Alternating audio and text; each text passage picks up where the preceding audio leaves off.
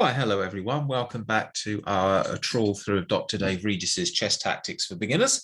And we're about halfway through, give or take, the various puzzles. And we've got to some games that are examples of tactics being used as defense, for defense as rather than attacking. And our first one is a very basic example of that. It's really just an opening line, if you like. It's not players involved in this. It's just an example of what we mean. And it comes up in the Ruy Lopez, standard stuff here. And this idea that bishop takes knight, because the knight's no longer defending this pawn. And so after pawn takes, hasn't white just won a pawn? And actually, no, as you can see, the computer says actually the positions, if anything, fractionally better for black. And it's because black can defend with a tactic. In this case, the tactic is to attack this knight and this pawn at the same time and just get back the material that was lost. So you lost a pawn, but you get it back. The knight, for example, will have to be defended, and then queen takes pawn, and black's happy enough with life. Or actually, black could also play queen to g5 here and attack the knight and attack this pawn. And that's absolutely fine. So that's an example of counter-attacking with these tactics, in this case, a fork. So let's see that in an actual game. And I'm going to swap the board around here and see this one from the black point of view. So e4. Oh, sorry, we've got Trump against Gonzalez, by the way. The Chess Olympiad in Spain, Calvia, 2004. e5, knight f3, f5. We're about to see a game where the Latvian gambit wins. This makes me very happy. And bishop to c4 played. b5, by the way, for anyone that wants to play the Latvian gambit, is really interesting here. Very, very, very sharp. But not played in this game. Instead, we get the main line. Pawn takes, knight takes, queen to g5, d4. Attacking the queen, discovered attack from the bishop, queen takes g2, queen to h5, and g6. So we've got 1, 2, 3, and potentially a fourth piece coming down to attack the black king. But in return, the white queen is attacked, the white rook is attacked, and the king is a bit exposed.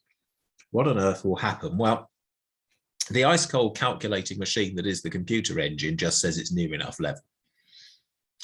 But in our game, white tries to be clever, and white plays bishop to g5, which is, of course, a horrible blunder, as you can see. But the idea is that the bishop guards these two squares, so we're now threatening mate. So if pawn takes queen, bishop takes is mate. Ouch.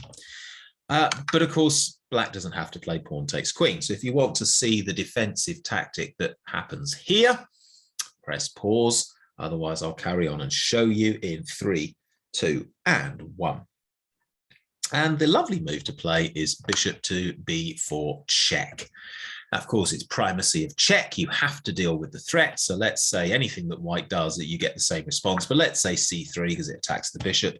Well, now we've got time to play pawn takes queen because the bishop check no longer works. The bishop has cleared the square f8 and the king can escape. And you haven't even got time to play pawn takes because queen takes rook. So, okay, good news. I'm a happy man. The Latvian gambit wins a game. Great stuff. All right, let's go to our next game. And we have Kaula versus Van Steenwinkel. This is an under 12 tournament, 1994. All right, let's go. So e4, e5, knight f3, knight c6, d4, Scotch game, e d4, knight d4, queen to h4, and knight b5. So going for this square here, this square here because of the potential fork. Let's see how that works out. The problem is, of course, it leaves the pawn undefended. Computer's saying slight advantage to white, but pretty much level. Bishop to e2, queen to e5, trying to defend that square. But now from e5, the bishop's a bit vulnerable. The queen's a bit vulnerable to attack. So f4. Queen's going to have to move, and then you can't defend this square. Black decides to play a check, but c3, and now black's actually got two pieces under attack, so it's just a bit of a disaster at the moment. Queen to c5 is played. Knight takes c7 check. King to d8. Black is now in all kinds of trouble. Knight takes b6, hoping to trap the knight. So bishop to here and win the knight. I've lost my place. Bear with me a minute. Oh, yes. Pawn takes bishop. Queen takes check. Bishop to d2. And now queen takes pawn. Now, has this allowed black to net the rook? Well, clearly not, because it says plus 11. But your job now is to hit pause and see if you can work out the correct next move for white. What should white play here? So hit pause and have a go. Otherwise, I'll carry on in 3, 2, and 1. And the right move is bishop to here. So it's actually the black queen that's netted. Why? Well, the bishop guards these two squares. The knight guards c3. The queen is obviously guarding the knight in c1. The rook is guarding a2. The knight is guarding a3. The pawn is guarding b3. And the two bishops are guarding b4 and b5. c2 is guarded by the queen. d2 is guarded by just about everything on the board. And e2 is guarded by king and queen. So basically, yeah, the queen is completely trapped. And that wins the game for white. Okay, ouch. All right, now I've had to re-record this video because I made a mess of it the first time round. And so that means that I'm pre-warned for once of what's coming in the games. Now, this next one is a inter-school game, so clearly very young, very inexperienced players in this one, from Exeter in 1997. But some horrible blunders in it, although the end position is kind of interesting. So let's see what happens. So e4, e5, knight f3, knight c6, knight c3, bishop c5, bishop to c4, and f6. f6 is just a horrible move. Just look at these white squares and right next to the black king. So f6 is just not a nice move to be playing in the opening. But anyway, d3, knight g to e7, a3, d6, b4, and bishop d4. And for reasons that I can't explain, white just straight out, flat out blunders a piece. Bishop e3. Obviously, it should go here, it should go here, or we should play knight takes bishop, but bishop e3 just blunders a piece. Well, okay, like I said, inexperienced beginner players, it happens. We all blunder pieces, whatever. So knight d2 to block the check. And now it gets even stranger because for reasons, again, that I can't really understand, black played king f8. I mean, just take the rook, but king f8. Okay, fine. Like I say, inexperienced players, these things happen. Not to worry. Rook a2, bishop to d7, b5, knight to a5. And white is obviously in trouble. It's -3 and a bit. So let's start to create some threats. And this is one thing you can learn as a beginner. If you're in trouble in a game, try to just do things that might confuse the opponent, make the position messy. So queen h5, so threatening checkmate. It's not much of a threat because black can just take the bishop. Whatever, just take the bishop, no more threats. But black doesn't do that. Black plays g6, attacking the queen. You obviously have to do something with the queen. Queen to h6 check. Well, now this bishop is guarding these two squares, so the next move's forced, king to e8. And now queen to g7, and suddenly there's some threats. There's a threat of bishop checkmate, queen checkmate, and queen takes rook. And remarkably, black goes straight for it. Rook to g8, thinking it's supported by the knight, but queen f7 is mate, which is how the game finished. What should happen is black should solve all their problems with rook f8. And then there's nothing that can be done. The best you can do here is white is bishop to h6, so threatening queen takes rook, but actually you can still do all kinds of things. Bishop takes check, so you've got to deal with it. Knight takes is check, you've got to deal with it. And then there's a million different things you can do here, but rook g8 is probably okay. Rook f7 is not going to do it because of the queen check, but I would guess rook g8 is fine. Yeah, the computer's not deviated at all.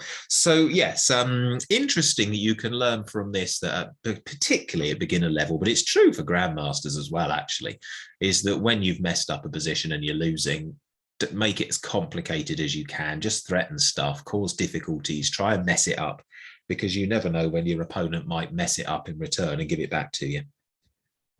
Speaking of giving up, in this next game, Black gives up when they didn't need to.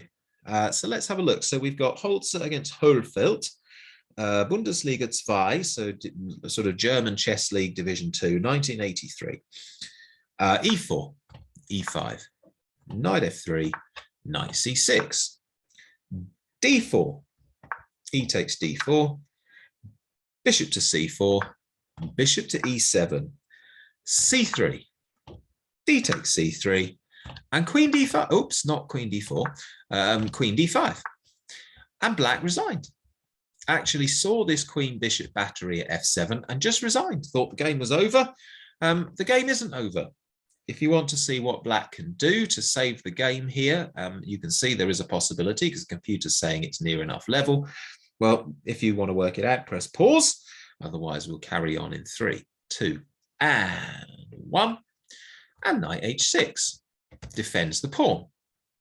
Okay, bishop takes H6, removes that defender, but now Black can castle, and suddenly you've got the rook defending F7. You've got not that, because pawns don't move like that. You've got this threat, you've got this threat, and things aren't very nice. And Dr. Dave in the book gives the possibility of this move, followed by this move, and what on earth are you going to do with your queen? Yeah, pretty nasty. You're also threatening the knight fork. So that's quite interesting, isn't it? That Black in the position given after queen to D5 simply resigned, but no need at all. Knight to H6, bishop takes, castles, and now Black is fine, has used a tactic to get themselves out of trouble. And a complicated position, but one that actually gives both sides pretty level chances. All right. All right, one more game to go then, and no names for this one, but a really nice position to finish. I won't tell you what the end puzzle involves because it'll spoil the fun of you trying to do it. In fact, this is one where Black actually gets the upper hand. So let's go with this from the Black point of view. Knight F3, knight C6, bishop to B5 and A6, bishop takes at the exchange variation, D takes and D4, ED4, Queen D4, Queen F6, and E5. Okay, Queen to G6 appears to be hitting both these pawns. White's not scared, White just castles. And Black doesn't go pawn grabbing. Black plays oh, I'm a fool. I've actually messed something up here. I'm really, really sorry. So we need to go back a few moves. Sorry. It should be B pawn takes. Do apologize. My bad. I'm not going to re-record the whole episode for that simple misread of the position. I did wonder one or two of the moves looked a bit strange. ED4, Queen D4, now Queen F6, and now E5. And now Queen G6, and now castles. And that makes all the difference because now we can play Bishop B7, which is what actually happened in the game. Oops, silly me, sorry. Now White thinks he's got a clever tactic here and plays E6. Now on the face of it, this looks really smart. It clearly doesn't work because the computer, -1 and a bit. But the thought is that if the knight gets here, not only is it threatening the queen, but it's supporting checkmate on D7. And Black is already in some trouble on the face of it.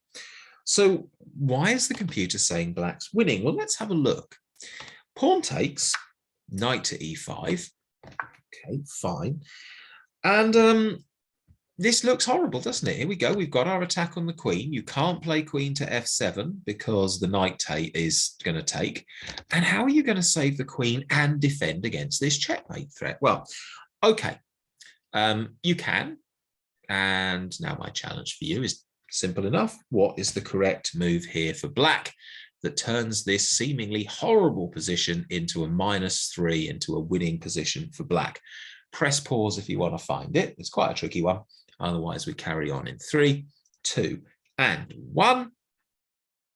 And the correct move is queen takes g2 check. What? Well, it's a tactic. We will decoy the king to g2 because there's no other legal move. And now this bishop, remember when I played the moves incorrectly and I captain, yeah, this makes quite a difference because this bishop now comes to life. c5, discovered check. The king must move or something must go in the way. If you put the queen in the way, the bishop, oh, won't do that. The bishop will simply take. So, okay, no big deal. And if you don't put the queen in the way, let's say you play, I don't know, play f3, whatever, then you've just lost your queen and black is 2 whole pawns up. So what a lovely way to finish. Yeah, what a just an absolutely brutal sacrifice. There you go. It looks like white's doing wonderfully well, but this absolute lightning bolt move, queen takes g2, king takes, c5, discovered check, and there's no way to save the queen, and black just 2 pawns up. Okay, we'll leave it there for today and be back with some more from Dr. Dave Regis's ebook in our next video. Hope that was useful. Apologies for the slight mistake in the last game, and thanks for watching. See you next time.